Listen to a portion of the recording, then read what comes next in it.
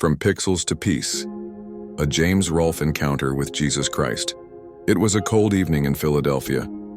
James Ralph sat alone in his recording room, the dim glow of the CRT TV illuminating the shelves of NES cartridges and tangled AV cables. He had just wrapped up another exhausting day of filming an angry video game nerd episode, one full of screaming at broken mechanics, tossing controllers, and inventing colorful phrases to describe the pain of terrible games. But tonight felt different. The rage wasn't cathartic, it was hollow. He paused mid-edit, staring at the paused screen of a glitching retro title. His hands rested on the keyboard, but his mind drifted elsewhere, to the emptiness that had been quietly gnawing at him for years. I spend my life making fun of games, but what am I really doing with my life, James thought. He had built a career on pointing out flaws, but now he felt as if he was living inside one, a broken level with no exit. Without warning, the TV flickered. The image on the CRT blurred and warped as if someone was swapping cartridges without turning the console off. James reached over to steady it, thinking it was just a loose cable. But then something happened that made his chest tighten. The screen filled with a radiant golden light. No pixels, no scan lines, just pure living light. The room grew warm. The noise of the city faded away, replaced by a calm silence. And from that light stepped a figure. Not rendered in 8-bit, not even filmed, but real Jesus Christ stood before him, robed in white, his presence filling the room with peace that James couldn't explain. His eyes were not just looking at James, but into him, seeing every failure, every wound, every private regret. James's first instinct was to crack a joke.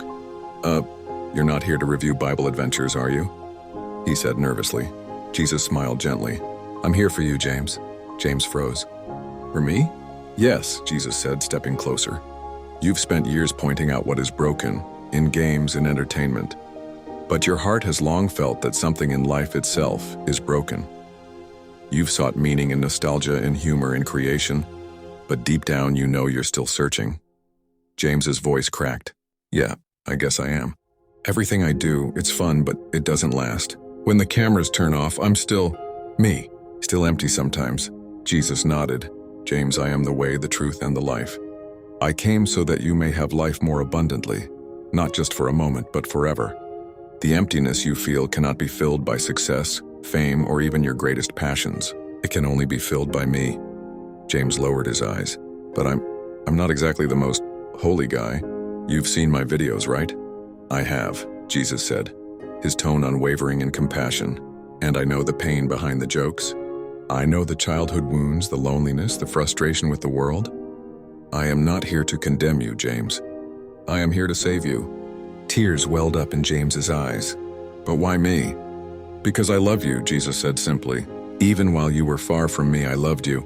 I took your sin to the cross so you wouldn't have to carry it. All I ask is that you believe in me. Turn from what destroys you and follow me. I can make you new, not as a character, but as my child. James felt something he hadn't in years. Hope. It was like the moment in a game where you finally find the right path after endless dead ends.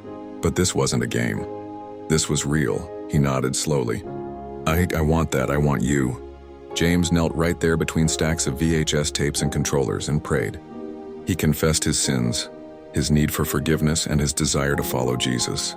The warmth in the room deepened, and for the first time in years, the tightness in his chest loosened. When James opened his eyes, the light had faded. The TV sat quietly, showing the paused game from before, but James knew it wasn't the same room anymore, because he wasn't the same man. Over the weeks and months that followed, fans noticed subtle changes. The rage in the angry video game nerds stayed. It was still a comedy show, but James himself seemed more at peace off camera. Interviews revealed a softer tone when talking about life. He began sharing in small ways what had happened that night, that he had met the one who was greater than any hero, greater than any quest. And every time he booted up a game, he remembered, life isn't about beating every level yourself. It's about letting the true master guide you through.